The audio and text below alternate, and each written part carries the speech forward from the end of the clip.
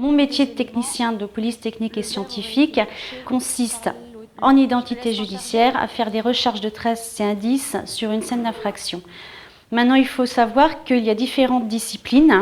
Et vous avez les techniciens de laboratoire et les techniciens en identité judiciaire.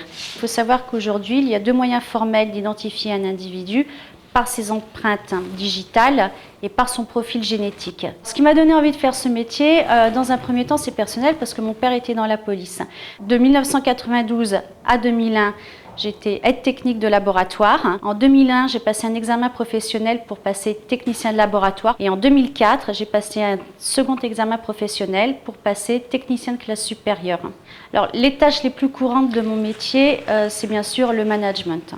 Je suis à la tête d'une équipe d'une vingtaine de personnes. Donc, il y a toujours un tas de petits conflits à régler. Tu vois avec le service enquêteur s'ils ont quelqu'un sous le coude. Puis, si c'est le cas, relevé d'empreintes, comme d'habitude. Voilà. D'accord. La deuxième tâche la plus courante, ça va être bien entendu la relecture des dossiers. Parce qu'il faut savoir que le personnel, quand il sort sur une scène d'infraction, doit rendre compte par écrit à travers un rapport technique. Ce rapport technique, je le relis, je corrige les éventuelles erreurs. Philippe, je peux te voir 2 minutes ? Bien sûr. Structurel de la division police technique. Là, le problème, c'est qu'ici, ils mettent TGI Pontoise.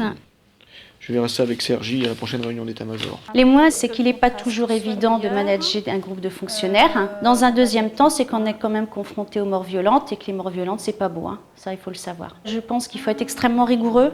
Il faut être curieux parce que sur une scène d'infraction, il va falloir farfouiller, chercher. Et je pense qu'il faut être extrêmement disponible aussi.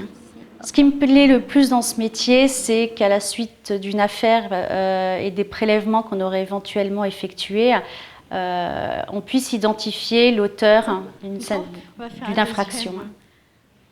Mon prochain objectif professionnel et perspective de carrière, c'est de passer donc, le prochain concours de technicien en chef pour avoir encore davantage de responsabilités, sachant qu'aujourd'hui, il n'existe toujours pas d'ingénieur en identité judiciaire.